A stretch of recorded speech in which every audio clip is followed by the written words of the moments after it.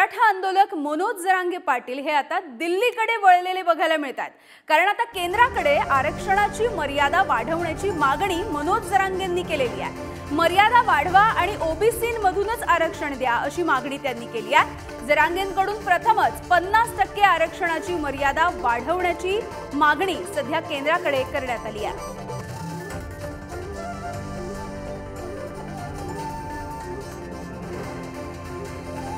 OBC आरक्षणात घालायची ती मागासिद्ध असावं लागतं। आणि सरकार जर ठासून सांगतंय मराठा समाज मागासिद्ध आहे, तर मग 27% आत मराठा समाजाला ते 10% आरक्षण घ्या। त्याची कॅप वाढवा। तुम्हाला मोदी साहेबाकडे जायचं, कुंकड जायचं ते तुम्ही ठरवा। पण मी हे कोणासाठी सल्ला आहे माझा माहिती आहे ना? सल्ला बी नाही, सल्ला द्यायचं काही कामाचं नाही। तुम्हाला माहिती म्हणून सांगतो, जे माझ्या विरोधात आता बोलले ना आमदार मंत्री त्यांनी, आणि मराठा समाजाला सुद्धा महत्वाचं सांगतो, हे आता जे माझ्या जातीकडून मी बोललोय आणि जे माझ्या जातीच्या माझ्या विरोधात बोलले ते आमदाराला मंत्र्याला तुम्ही मराठा बांधवांना सुद्धा सांगा, मराठा समाज आता मागासिद्ध झालाय 10%। मागासिद्ध झालेली जात ही ओबीसी आरक्षणात घ्यावं लागते।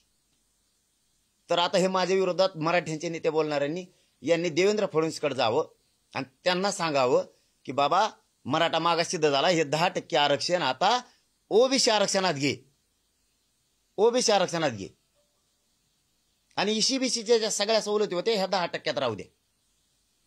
आणि ईडब्ल्यू सुद्धा रद्द करायचं नाही, म्हणजे केंद्रापर्यंत पोरांना फायदा घेता येईल। तुम्ही म्हणता 10% मान्य कर, मी ते 10% मान्य करतो, पण ओबीसी आरक्षणापासून सगळ्या सोयऱ्यापासून एक इंच लांब जाऊ शकत नाही। मान्यच करायचं नाही, मी 10% मी करायला तयार आहे, घ्या ते ओबीसी आरक्षणात।